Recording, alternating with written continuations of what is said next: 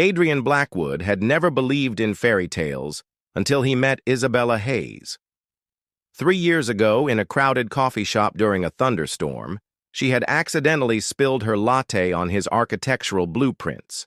Instead of anger, he felt something electric.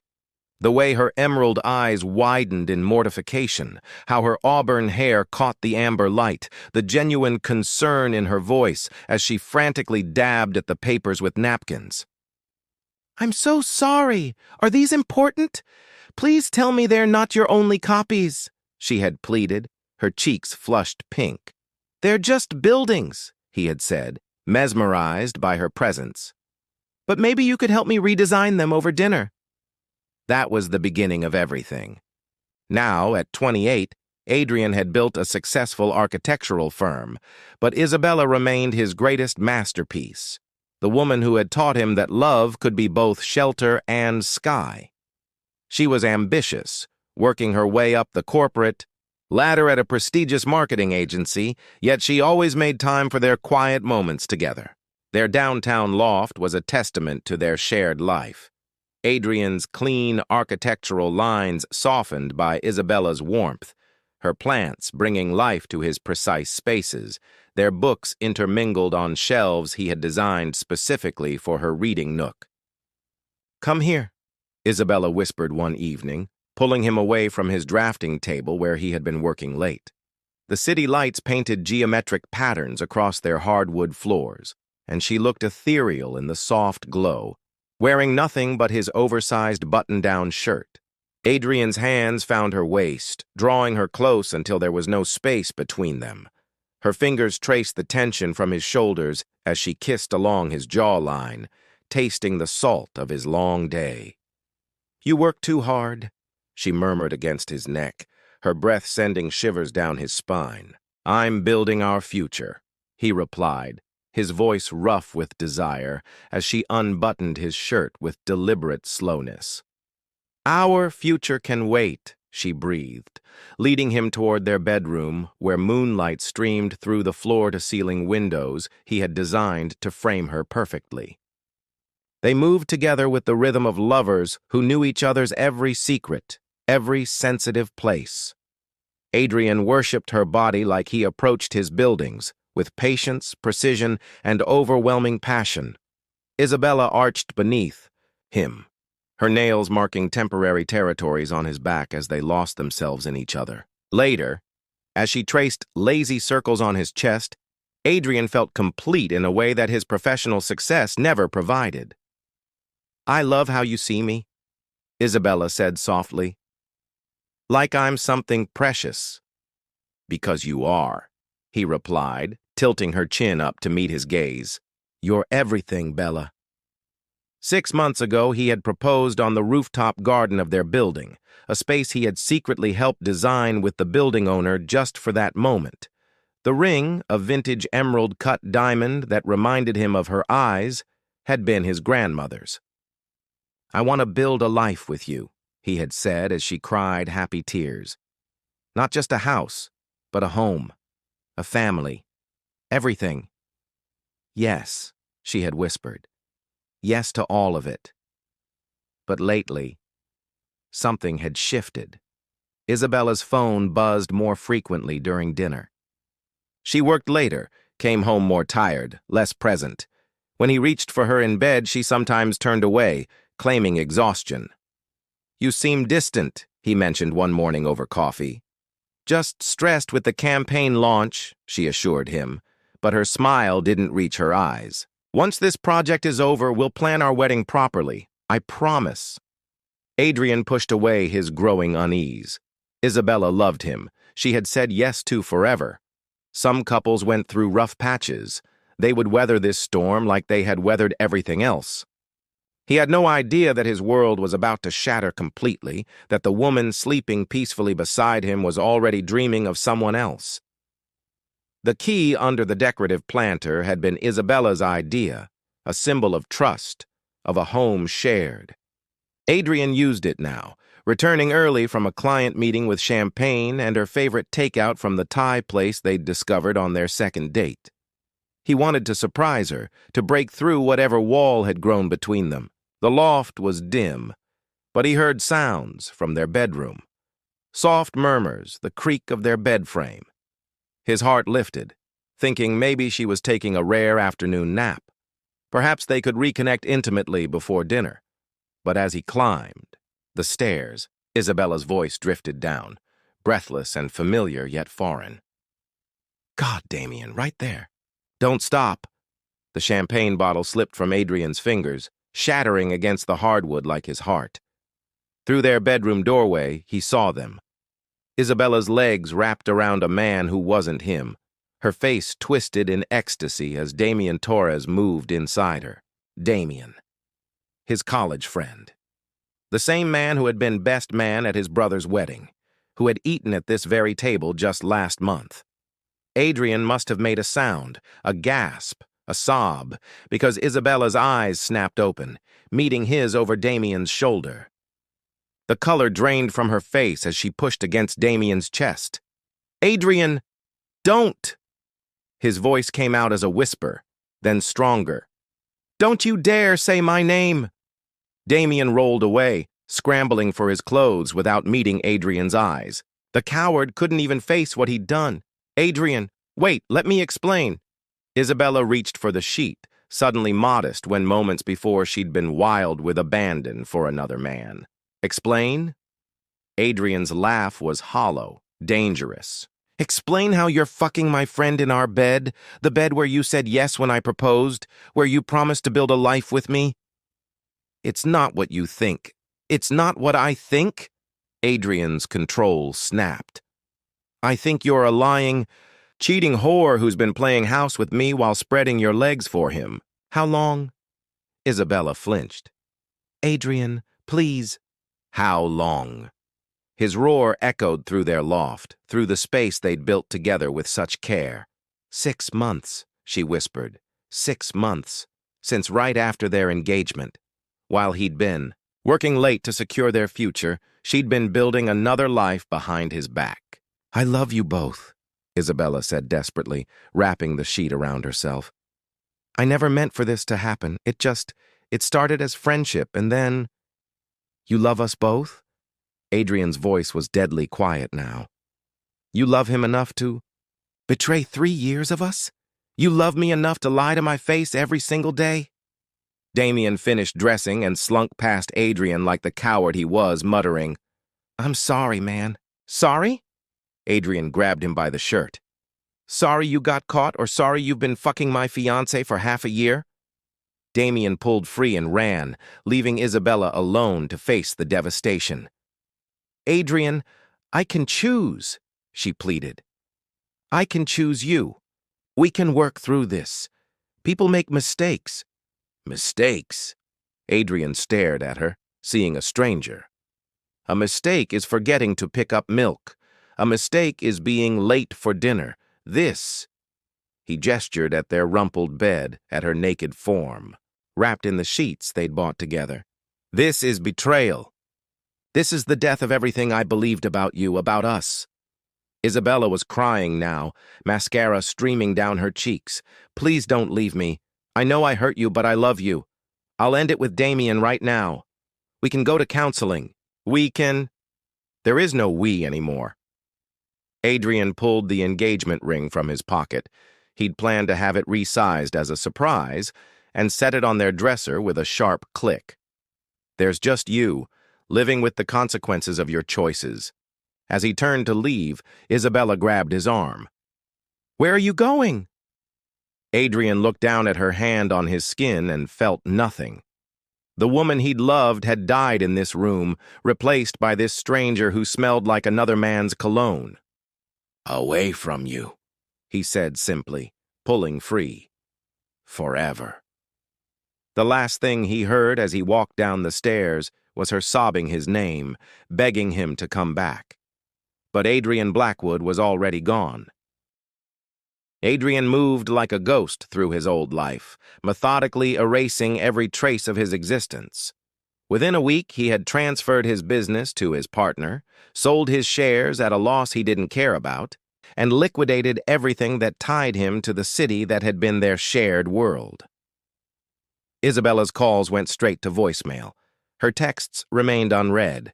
She showed up at his office to find it empty, his nameplate already removed from the door. His assistant, bound by a confidentiality agreement and a generous severance package, gave Isabella nothing but a forwarding address for a law firm that would handle any remaining business matters.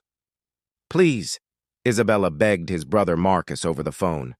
"Just tell me where he is. I need to talk to him." "You lost the right to talk to him the moment you betrayed him," Marcus replied coldly. "If Adrian wants to disappear, that's his choice. You made yours." She tried his parents, his college friends, even hired a private investigator. But Adrian had vanished as completely as if he'd never existed. The man who had once shared every thought with her had become a phantom. What Isabella didn't know was that Adrian had relocated to Seattle, choosing rain and mountains over the desert landscape they'd once explored together. He'd bought a small architectural firm on the verge of bankruptcy and threw himself into rebuilding it with the same intensity he now applied to rebuilding himself. The first year was hell. Adrian existed in a haze of work and whiskey, designing, buildings by day and haunting empty bars by night. Sleep brought dreams of Isabella's laugh, her touch, the way she used to curl against his chest. He'd wake up reaching for her, only to remember the sight of her with Damien, and the hollow ache would consume him again. "You're killing yourself," his new business partner James observed one evening as Adrian worked past midnight for the 4th consecutive week. "Good," Adrian muttered, not looking up from his blueprints. But slowly, painfully, time began to heal what felt unhealable. The second year brought small victories, winning a major contract, seeing his designs bring joy to families, discovering he could go entire days without thinking of Isabella. The firm grew. Adrian's reputation grew with it. By the third year, he began to resemble himself again, though this version was harder, more focused. He dated casually. Intelligent, beautiful women who never asked for more than he was willing to give. He had learned the difference between pleasure and love, and he protected his heart like the precious, fragile thing it had proven to be. Meanwhile, in their old city, Isabella's world crumbled. Damien had vanished too, apparently unwilling to claim the prize he'd helped destroy. Her engagement to Adrian had given her social status she'd never realized she'd depended upon. Without him, she found herself adrift, watching mutual friends choose sides and invariably choosing his. Her career stagnated as her emotional state deteriorated. She moved apartments 3 times, unable to find anywhere that felt like home without Adrian's steady presence to anchor her. She dated, but every man fell short of the devotion Adrian had offered so freely. "I made the biggest mistake of my life," she confessed to her sister during one of their increasingly frequent crisis calls. "Then fix it," her sister urged. "Find him. Fight for him." But how could she fight a ghost? Years passed. Isabella heard, rumors occasionally, that Adrian had started over somewhere, that he was successful again, that he was happy. Each rumor felt like salt in a wound that refused to heal. She began to understand, too late, that Adrian's disappearance wasn't cruel, revenge. It was mercy. He could have destroyed her reputation, could have made her life hell in their shared social circles. Instead, he had simply removed himself from her world completely, leaving her to face the consequences of her choices without his presence as a constant reminder of what she'd lost. But Isabella couldn't let go. 5 years after he'd walked out of their loft, she finally found him. Blackwood and Associates had become one of Seattle's most prestigious architectural firms. The man behind it was a far cry from the broken soul who had fled his old life. Adrian, now 33, had transformed his pain into power, his betrayal into an unshakable sense of self-worth. He stood in the floor-to-ceiling windows of his corner office, watching the city he'd claimed as his own, when his assistant knocked. "Mr. Blackwood? Celeste is here for lunch." Adrian's face softened. The only person who could still do that to him. Celeste Morgan swept into his office like sunlight, her honey blonde hair catching the afternoon light, her sapphire eyes bright with affection. "Busy conquering the world again?" she teased, straightening his tie with practiced intimacy. "Only until you arrived," he murmured, pulling her close for a kiss that tasted like promise and possibility. They'd met 2 years ago when she'd been hired to design the interiors for his residential projects. Where Isabella had been fire and chaos, Celeste was warmth and harmony. She challenged him intellectually, supported his ambitions, and loved him with a mature understanding of what partnership truly meant. "How did the Morrison project presentation go?" she asked as they walked to their favorite restaurant, her hand naturally finding his. "They accepted our proposal," Adrian said, unable to suppress his pride. "It'll be the tallest residential building in the Pacific Northwest." Celeste stopped walking and kissed him right there on the sidewalk, not caring who saw. "I'm so proud of you," she whispered against his lips. That evening in Celeste's apartment, a space that reflected her artistic soul with its warm textures and carefully curated beauty, they made love with the passionate tenderness of two people who had found their match. Adrian marveled at how different it felt to be with someone who chose him freely, without games or deception. "I love watching you create," Celeste murmured afterward, her fingers tracing the scars on his knuckles from the early days when he'd punched walls instead of facing his pain. "You see beauty where others see emptiness." "You taught me that," Adrian replied, kissing her temple. "You taught me I was worth rebuilding." What he didn't tell her was that he'd been planning to propose. The ring was already chosen, not his grandmother's this time, but something new, something that belonged only to them. He was finally ready to believe in forever again. The next morning, Adrian's carefully reconstructed world shifted when his assistant appeared in his doorway, her face troubled. "Mr. Blackwood, there's a woman here to see you she doesn't have an appointment, but she says she knows you." "Isabella Hayes?" Adrian's blood turned to ice. For a moment, he was 28 again, shattered and humiliated, watching his world burn. "Sir?" his assistant prompted. Adrian forced his voice to remain steady. "Send her in." When Isabella walked through his door, Adrian felt like he was seeing a ghost. She was still beautiful, but there was a desperation in her green eyes that hadn't been there before. Her designer clothes couldn't hide the weight she'd lost, the fine lines of stress around her eyes. "Adrian." Her voice broke on his name. He remained seated behind his desk, a fortress of mahogany and success between them. "Isabella." She looked around his office, taking in the awards, the photos of his buildings, the evidence of the life he'd built without her. "You look incredible." "What do you want?" His voice was controlled, professional. The man who had once begged for her love was gone. "I found you." Tears spilled down her cheeks. "God, Adrian, I've been searching for 5 years. Do you know what it's been like? Not knowing if you were alive or dead?" "I imagine it's been exactly what you deserved." The coldness in his tone made her flinch. This wasn't the passionate, emotional man she remembered. This Adrian was carved from stone, untouchable. "I made a mistake," she whispered. "The biggest mistake of my life.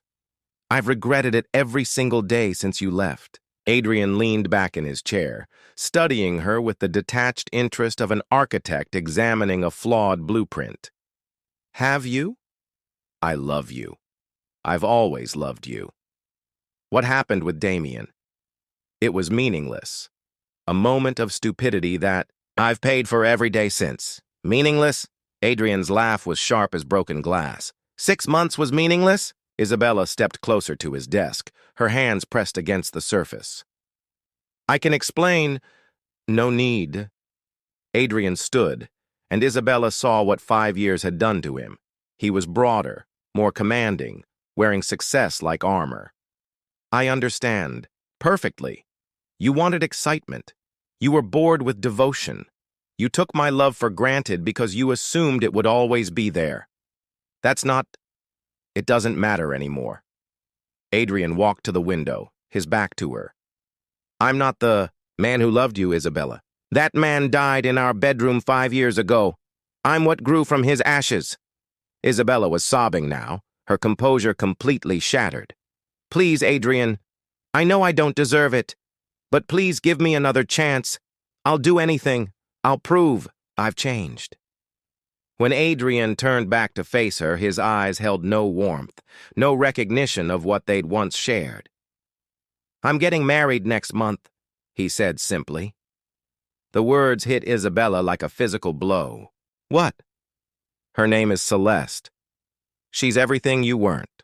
Loyal, honest, worthy of the love I have to give. Adrian's voice softened when he spoke of her, and Isabella saw the truth that destroyed her last hope.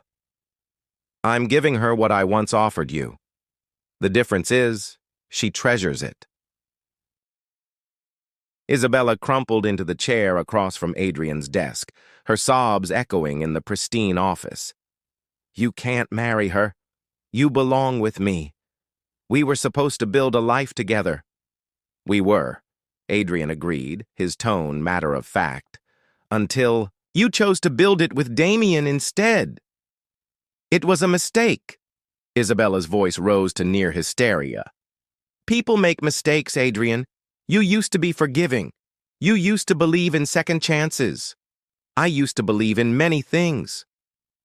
Adrian returned to his desk, sitting with the casual authority of a man completely in control. I believed you loved me. I believed promises meant something. I believed trust, once broken, could be repaired. You taught me otherwise.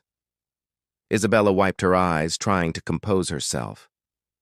The man I loved wouldn't be this cruel. He had compassion. Empathy. The man you loved was a fool. Adrian's interruption was sharp. He gave everything to someone who valued it so little she threw it away for cheap thrills. That man's weakness nearly destroyed him. I won't make his mistakes again. So you'll punish me forever? Make me pay for one moment of weakness for the rest of my life? Adrian leaned forward, his dark eyes boring into hers. I'm not punishing you, Isabella. I'm protecting myself. Do you know what the last 5 years have taught me? That I was addicted to your chaos. I mistook drama for passion, insecurity for love. You were poison in my veins, and I was too blind to see it. The words hit Isabella like physical blows. That's not true. We had something beautiful. We had something toxic. Adrian stood and walked to a framed photo on his bookshelf. Him and Celeste at a charity gala, both radiating genuine happiness. This is beautiful. Peace, trust. A woman who chooses me every day, not because she has to, but because she wants to. Isabella followed his gaze and saw her replacement, elegant, sophisticated, clearly adored. I can be that for you. I've changed, Adrian. I'm not the same person who hurt you. Neither am I. Adrian turned back to her, and his next words were delivered with surgical precision. The man who loved you was broken, desperate for validation, willing to accept scraps of affection from someone incapable of real love. I'm not broken anymore, Isabella. I don't need you to complete me because I'm already whole. Please, Isabella whispered, her last defense crumbling. I'm begging you. Don't marry her. Give us one more chance. I swear on my life I'll never hurt you again. Your promises are worthless. Adrian walked to his office door and opened it. Just like your love was worthless. Just like your tears are worthless now. Isabella rose on shaking legs, seeing her dismissal. You'll regret this. Someday you'll remember what we had, and you'll realize you threw away something real. Adrian's smile was cold, final. What we had was real. Real betrayal, real humiliation, real pain. What I have now is also real. Real love, real trust, real happiness. The difference is, I deserve what I have now. As Isabella reached the door, she turned for one last desperate attempt. What about forgiveness? What about mercy? I forgave you, Adrian said quietly, the day I realized you'd set me free. My disappearance wasn't revenge, Isabella. It was liberation. You freed me from a love that was slowly killing me, from a woman who could never be what I needed. For that, I'm actually grateful. Isabella stared at him, seeing the absolute finality in his expression. The Adrian who had once begged for her love was truly gone, replaced by a man who had learned his own worth. I'll always love you, she whispered. No, you won't, Adrian replied with certainty. You loved the power you had over me. You loved being worshipped. You loved having someone who would accept any treatment you dished out. That's not love, Isabella. That's possession. As she walked through his office door for the last time, Isabella heard Adrian's phone ring. Celeste? His voice immediately warmed, transforming him back into the loving man Isabella remembered but had never deserved. Yes, darling. I'm finished here. Forever. The elevator doors closed on Isabella's tear-stained face just as Adrian's laughter filled the hallway, rich, genuine, free. He was discussing wedding plans with the woman who had earned his heart through patience, loyalty, and the kind of love that built rather than destroyed. 3 weeks later, Adrian married Celeste in a small ceremony overlooking Elliott Bay. As they exchanged vows, he felt only peace. The ghost of his past had been laid to rest, and his future stood radiant before him, choosing him with clear eyes and a loyal heart. Isabella read about the wedding in the society pages, seeing photos of Adrian's joy, his transformation complete. She finally understood that some betrayals are unforgivable not because they're too terrible to overcome, but because they reveal truths too fundamental to ignore. She had lost the only man who had ever truly loved her, and the most devastating revenge of all was that he no longer cared.